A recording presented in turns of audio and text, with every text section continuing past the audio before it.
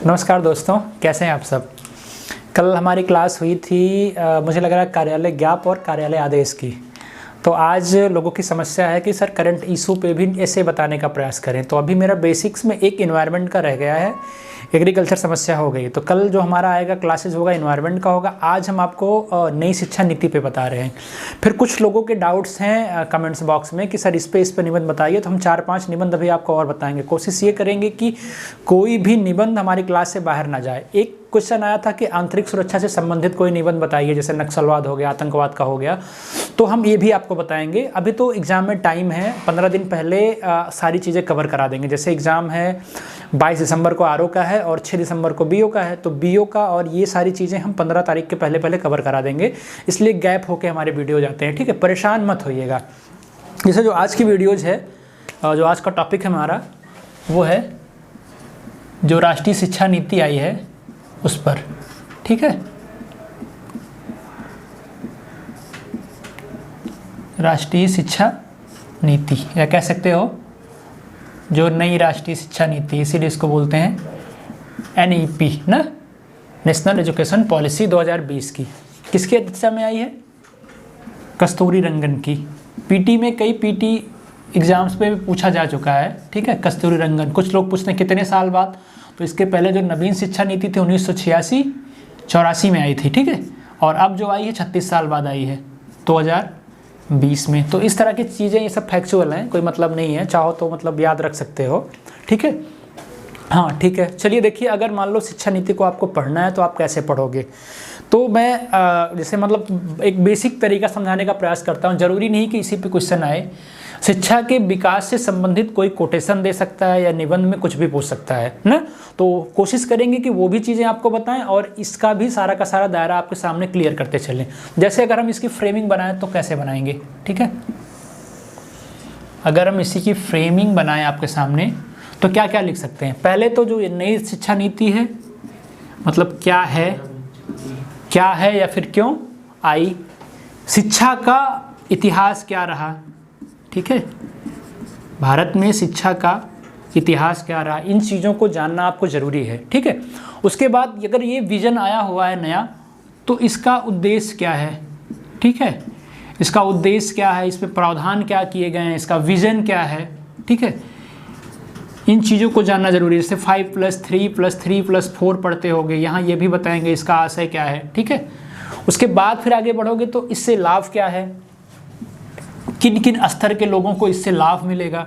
ठीक है, उसके बाद आगे बढ़ोगे तो लाभ का मतलब प्रारंभिक से लेके, प्रारंभिक या फिर कह सकते हो बाल्यावस्था से लेके ना उच्च शिक्षा तक लाभ क्या मिलेगा। उसके बाद इसका विश्लेषण करेंगे। ठीक है, इसका विश्लेषण करेंगे, या फिर आगे की राह क्या होनी चाहिए। ठीक है, इसमें जो वाणिज्यीकरण का डर है, तो बहुत सारी चीज़ें आप साथ में देख सकते हो। बहुत सारे फ्रेमिंग चाहो तो बना सकते हो। या फिर जो त्रिभाषा फार्मूला है, या भाषा पर जो विवाद था, भाषा विवाद था, उसको कह सकते हो ना कि क्या माना गया, त्रिभाषा फार्मूला। तो ये सारी चीज़ें आपके मेंस के एक क्वेश्चन के साथ साथ आपका पूरा का पूरा निबंध तैयार हो जाएगा। ठीक है, अगर क्या है और इसके इतिहास की बात करें तो एजुकेशन के लिए आप हिस्ट्री अच्छे से पढ़ लेना ना, कि शिक्षा का विकास भारत में कैसे कैसे हुआ। जैसे अगर लिखने का तरीका अगर आप शुरू करो, पहले तो हम शुरू करते हैं कोटेशन से। तो एजुकेशन के कुछ कोटेशंस आप अपने आप से देख लेना अच्छे से, या एक दो हम आपको बता दे रहे हैं। जैसे कि एक कोटेशन बड़ा बढ़िया है, किसका है, वो कॉफ़ी और नान का है, कि ज्ञान ही शक्ति है और जानकारी स्वतंत्रता है। देखना थोड़ा सा बड़ा है, ज्ञान ही शक्ति है, जानकारी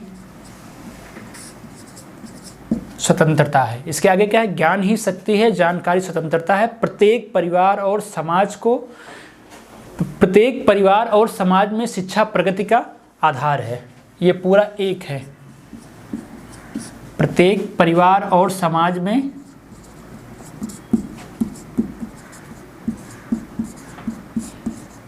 शिक्षा प्रगति का आधार है। यह है कॉफ़ी और नान का। एक और लिख सकते हो, नेल्सन मंडेला का स्टेटमेंट है कि शिक्षा सबसे शक्तिशाली हथियार है जिससे आप दुनिया बदल सकते हैं। इस तरह की चीज़ों को मेंशन कर लेना और अच्छे से लिखने का प्रयास कर सकते हो, ठीक है।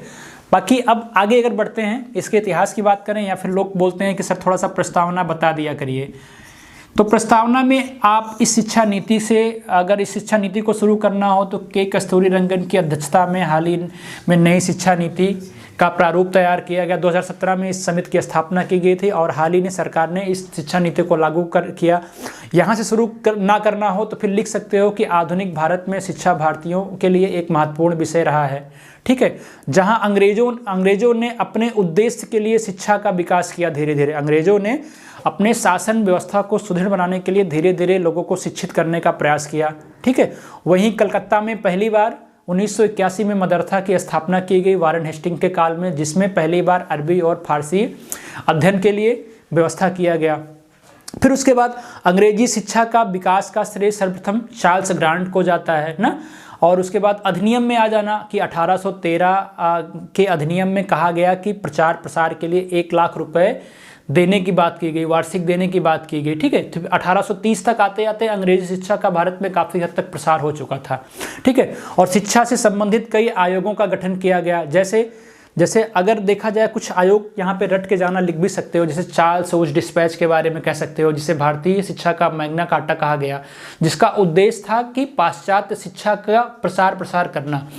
हंटर शिक्षा 1882 में, फिर शिक्षा नीति 1913 में लिख सकते हो। सैंडलर आयोग इससे संबंधित आया, उसका मेंशन कर सकते हो। फिर राष्ट्रीय शिक्षा नीति 1968 आया, उसके बाद फिर नवीन शिक्षा नीति 1984 आपकी आई, ठीक है। उसके बाद फिर आप 2019 के NEP 2020 के न्यू एजुकेशन पॉलिसी से फिर शुरू कर सकते हो, ठीक है। ये हो गई भूमिका। उसके बाद चाहो तो आप कोटेशन लिखो, या फिर कोटेशन पहले लिख के आप फिर क्या कहते हैं जो हमने बताया आप इसको लिख सकते हो, ठीक है। तो ये ऐसे लिखने का एक तरीका हुआ है जो हमने लगभग 100 वर्ड में आपको बताने का प्रयास किया, ठीक है। आप वीडियो को जूम रोक के इन चीज़ों को सुन के अच्छे से नोट कर सकते हो कि एजुकेशन पर निबंध है तो कैसे लिखा जा सकता है। फिर बात करेंगे इसकी विजन की। इसका विजन क्या था, बेसिक शिक्षा का विजन क्या होगा वो आप भी जानते हो, हम भी जानते हैं, और बस उसी को इंक्लूड करने की ज़रूरत है कि कैसे समझा जाए। जैसे कि ऐसी शिक्षा प्रणाली की स्थापना करना जो सभी को उच्च गुणवत्ता युक्त शिक्षा प्रदान करे, ठीक है। एक समता मूलक समाज की स्थापना कर सके, ठीक है। विजन क्या था कि सभी के लिए, पहला पॉइंट था उच्च गुणवत्ता युक्त शिक्षा प्रदान करे। ऐसी शिक्षा हो जिससे समतामूलक समाज की स्थापना हो, ध्यान देना, ऐसी शिक्षा हो जिसमें समतामूलक समाज की स्थापना हो। अपने देश के साथ एक दृढ़ बंधन स्थापित करे। शिक्षा ऐसी हो जो अपने देश के साथ क्या करे, एक दृढ़ बंधन स्थापित करे, ठीक है। इन चीज़ों को आप नोट कर सकते हो पॉइंट फॉर्म में, आपके 50 वर्ड तो इसी में हो जाएंगे। उच्च गुणवत्ता युक्त शिक्षा हो जो सबके लिए हो, एक समतामूलक समाज की स्थापना करती हो, देश के साथ एक दृढ़ बंधन स्थापित करती हो, या फिर मूल अधिकारों की, कर्तव्यों की तथा संवैधानिक मूल्यों के प्रति सम्मान की भावना रखती हो, ठीक है। सम्मान की भावना का सृजन करती हो, ठीक है।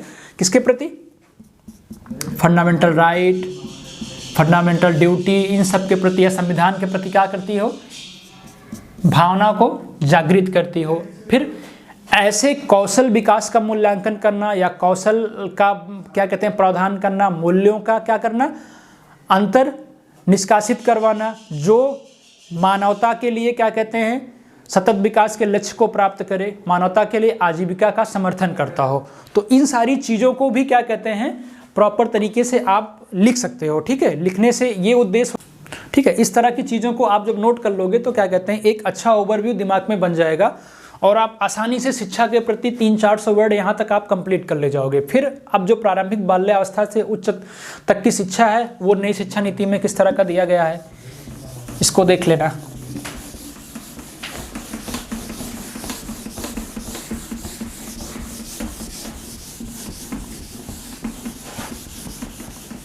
देखिएगा, ध्यान दीजिएगा। जैसे ये मार्कर थोड़ा कम चल रहा है, जैसे कि कई करोड़ गरीब बच्चों के लिए इसमें प्रावधान है कि कई करोड़ गरीब बच्चों को सामाजिक आर्थिक रूप से जो वंचित हैं उनकी देखभाल करना। हमने बताया ना प्रारंभिक बाल्यावस्था से लेके उच्च शिक्षा तक प्रावधान क्या है, तो 1 करोड़ नहीं कई करोड़ बच्चे जो गरीब हैं और सामाजिक आर्थिक रूप से वंचित हैं, क्या करना उनका, उनकी देखभाल करना और उनके शिक्षा का प्रबंधन करने की बात की गई है। जैसे कि 3 से 6 वर्ष के बच्चों के मानसिक क्षमता का विकास करना। किस तरह से होता है 3 से 6 वर्ष के मानसिक क्षमता का विकास बच्चों के, ठीक है, 3 से 6 वर्ष के बच्चों के मानसिक क्षमता का विकास करना किसके द्वारा, जैसे आंगनबाड़ी केंद्र हैं उसमें बच्चों को पढ़ाने के लिए बुलाना या फिर खेल कूद में सम्मिलित करवाना, जिससे उनके मानसिक क्षमता का विकास हो सके। फिर 8 वर्ष तक के बच्चों को फिर एनसीईआरटी पाठ्यक्रम के माध्यम से क्या कहते हैं जानकारी देना, इस तरह की चीज़ें हैं। जैसे कि वर्तमान में क्या है, अगर एक ओवरव्यू दें, जैसे वर्तमान में क्या है और राष्ट्रीय शिक्षा नीति आने के बाद क्या होगा। वर्तमान में कक्षा 6 से 8 तक के जो बच्चे हैं उनका सकल नामांकन अनुपात देखना कितना है। 6 से 8 तक के बच्चों का सकल नामांकन अनुपात 90.9% के करीब है, ठीक है। और जो 9 से 10 तक के बच्चे हैं उनका, और 10 से 11 तक के बच्चे, मतलब 11 से 12 तक के बच्चे, इनका लगभग 70% के करीब है, नहीं 80% के करीब, 79.3% है। और इनका बहुत कम है, 56% के करीब है। तो मतलब 9-10 तक तो बच्चे मूलतः पढ़ते हैं, लेकिन 10 से 12 के बाद बच्चे नहीं पढ़ पाते हैं, विद्यालय को छोड़ देते हैं। इसका रेशियो कितना है, 56.5% है। लेकिन जो नई शिक्षा नीति आएगी उसमें क्या प्रावधान है, उसमें इन सारी चीज़ों को 100% करने की बात की गई है। मतलब सकल नामांकन अनुपात को बढ़ा के 100% करने की बात की गई है। और कब तक, ये हमारा विजन 2030 तक है कि 2030 तक ये सकल नामांकन अनुपात 100% करना है, ठीक है। अब जो ये पाठ्यक्रम का शिक्षा शास्त्र था, अगर इसको आपको मेंशन करना हो, क्योंकि इससे आपको लगेगा कि आपको कुछ आता है, जब तक आप इसको मेंशन नहीं करोगे नई शिक्षा नीति पे आप अगर क्वेश्चन लिखोगे तो जान लो जो अधूरा रह जाएगा। अब 5+3+3+4 के महत्व को समझ लो, 5 3 3 4, ठीक है। ये 5 क्या है, ये 5 है कि क्या कहते हैं फाउंडेशन वर्ष इनका, ठीक है। फाउंडेशन वर्ष जो 5 वर्ष का इनका फाउंडेशन वर्ष है। फाउंडेशन वर्ष में किन चीज़ों का ध्यान दिया जाएगा, 3 से 8 वर्ष तक के बच्चे इसमें आएंगे, ध्यान देना। 3 से 8 वर्ष के बच्चे आएंगे तो कितना साल हुआ, 5 साल हुआ। बच्चे 3 साल तक आंगनबाड़ी में पढ़ेंगे, प्री तक रहेंगे। उसके बाद कक्षा 1 और कक्षा 2 को शामिल किया गया इसमें, ठीक है। फिर उसके बाद जो 3 है, ये 3 वर्ष की बात कर रहा है। 5 का मतलब 5 वर्ष की बात कर रहा है, 3 का मतलब 3 वर्ष का मतलब तैयारी चरण। अब जो बच्चा 8 साल होगा तो 8 साल से 11 साल के बीच में कक्षा 3, 4, 5 में जाएगा ना। 8 से 11 साल के बच्चों को शामिल किया गया, जो कि 3, 4, 5 में जाएगा, उनकी अलग से केयर करना। उसके बाद फिर 3 वर्ष आता है, मतलब 3 वर्ष फिर आ रहा है, तो क्या 11 से कितना होगा, 11 से 13 साल तक, ठीक, 11, 12, 13। यहाँ पे इसका क्या चरण बोल रहे हैं, इसको यहाँ पे मिडिल स्टेज बोल रहे हैं। कक्षा 6, 7, 8 को शामिल किया गया है, 6, 7, 8 के रूप में डिवाइड किया गया। मतलब इसको यहाँ से लेके देखा जाए कि 5 से 4, 5, 4 कितना हो गया, मतलब इसको जोड़ोगे 5, 3, 8, 3, 11, 4, 15 साल तक क्या कहते हैं सरकार अलग अलग रूप में डिवाइड करके इनको ध्यान देने का प्रयास कर रही है। कि इसीलिए जो 4 वर्ष का स्टेज है वो उसमें किन कक्षा के लोग आ रहे हैं, 9, 10, 11, 12 के आएंगे। अब यहाँ से 6, 7, 8 आ गए तो यहाँ बचेंगे क्या, 9, 10, 11, 12। ये इन कक्षाओं को डिवाइड किया गया है 4 पार्ट्स में, ठीक है। और बाद में इसके अलावा बात की गई कि इन सब चीज़ों में इनके कौशल को बढ़ावा देना, आर्टिफिशियल इंटेलिजेंस को बढ़ावा देना, इनके थिंकिंग को बढ़ावा देना, इनकी जीवन शैली को बढ़ावा देना, ये सारी चीज़ें आपको लिखना ही लिखना पड़ेगा। कि वर्तमान में सामान्य शिक्षा को सम्मिलित किया गया है, लेकिन अब जो एनईपी आएगी उसमें तकनीकी शिक्षा को बढ़ावा दिया जाएगा, व्यावसायिक शिक्षा को बढ़ावा दिया जाएगा, कौशल विकास को बढ़ावा दिया जाएगा। ऐसी शिक्षा लाने का प्रयास किया गया है कि जिसमें कौशल विकास बच्चों का बढ़े, उनका मानसिक विकास बढ़े। और यही नहीं, अध्यापकों को अलग से ध्यान दिया गया है, शिक्षा पर अलग से बच्चों के लिए ध्यान दिया गया है। कि जैसे देखिए और भी आगे देख लीजिए कि जो भाषा का विवाद था, भाषा के विवाद में क्या था, भाषा के विवाद में त्रिभाषी फार्मूला वाला प्रॉब्लम था, लेकिन अभी क्या कर दिया गया है, अभी कर दिया गया कि 5 से 8 तक शिक्षा क्या है, क्षेत्रीय भाषा में होगी। 5 से जो 8 तक की शिक्षा बच्चों की होगी वो उनको क्षेत्रीय भाषा में ही प्रदान की जाएगी। फिर धीरे धीरे लैंग्वेज चेंज किया जाएगा, वो अलग बात है। ये भी उसमें कहा गया है कि जो क्या कहते हैं, एक भारत श्रेष्ठ भारत की जो राह है ना, जो योजना है उसके मार्गदर्शन में इनको भाषा का विकास करने का प्रयास करवाया जाएगा। ठीक है, तो मतलब कह सकते हो कि त्रिभाषा सूत्र है उसका पालन कठोरता से नहीं, किससे करना है, नम्रता से करना है, प्रेम से करवाना है लोगों को। ठीक, ये हो गया त्रिभाषा फार्मूला का कोटेशन। अगर इसी में आपको शिक्षा नीति का महत्व लिखना हो तो महत्व के बारे में आप लिख सकते हो कि आराम से इजली क्या, विद्यालयी शिक्षा का पुनर्गठन करना। ठीक है, और क्या करना, इनसे जो संबंधित संस्कृतियां हैं, विविधताएं हैं, उनसे परिचित करवाना और संस्कृतियों के परिचय करवाने का मार्ग प्रशस्त करना, ये इस शिक्षा का महत्व हो जाएगा।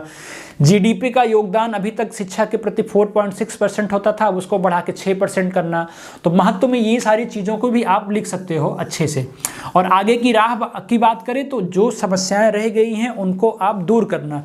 कुछ चीज़ें एनईपी में लिखी हो गई है, अब डाटा उठाओगे एनईपी का डाउनलोड करोगे तो कुछ चीज़ें नेशनल इकोनॉमिक पॉलिसी में एजुकेशन पॉलिसी में लिखा गया है, और कुछ चीज़ें नहीं लिखी गई जो सर्वविदित है, जो समस्याएं पहले की थी उनको क्या कहते हैं इंक्लूड करके यहाँ पे बताना। जैसे कि कोई भी नीति हो, मान लो आप आगे की राह बताने के पहले हम निष्कर्ष भी बता रहे हैं कि जैसे कोई भी नीति हो उसका अगर सफलतापूर्वक क्रियान्वयन करवाना हो तो उसके लिए क्या हो रहा, उसके लिए जो उचित प्राथमिकता होगी उसको ध्यान देना होगा, उसके क्रियान्वयन को ध्यान देना होगा और उसके आवंटन को ध्यान देना होगा। अगर ये योजना केंद्र सरकार ले आई है तो केंद्र सरकार के साथ साथ राज्य सरकार को भी ध्यान देना होगा, और जो विद्यालय होंगे इससे रिलेटेड प्राथमिक विद्यालय, उच्च माध्यमिक विद्यालय, उनको भी ध्यान देना होगा, और शिक्षक को भी ध्यान देना होगा। किसको, इस उद्देश्य की प्राप्ति के लिए। ये आपका सॉल्यूशन और निष्कर्ष अच्छे से हो सकता है कि शिक्षा मंत्रालय के साथ साथ राज्य सरकार के साथ साथ विद्यालय को भी ध्यान देना होगा। ठीक है, तो इस तरह की चीज़ों को आप लिख सकते हो। निजीकरण का डर है कि निजीकरण को बढ़ावा मिलेगा तो शिक्षा कहीं क्या दूसरे हाथों में ना चली जाए, इस तरह की समस्याएं भी इसमें निहित है। तो ये आपका नेशनल एजुकेशन पॉलिसी का एक डाटा मैंने तैयार करवा दिया, इसके बेस पे आप इसको अच्छे से टैकल करके लिखने का प्रयास कर सकते हो। अगर एनईपी पे क्वेश्चन वैसे संभवतः नहीं आएगा, अगर आता है तो आपकी समस्या को थोड़ा बहुत सॉल्व कराने का प्रयास किया है कम समय में, और बाकी इसके बाद जिनकी समस्याएं पर्यावरण की थी वो हम आगे वाली क्लास में बताएंगे। Thank you.